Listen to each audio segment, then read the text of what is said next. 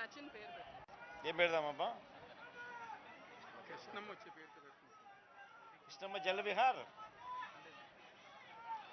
ఇటువైపున పార్కుకు అటువైపున park ఏదైనా పేరు పెట్టాలని చెప్పి 4-5 ఆప్షన్లు ఇచ్చినారు నాకు. ఈ పార్కుకు ఆ పార్కుకు కృష్ణమ్మ జలవిహార్ అని పెడదాం.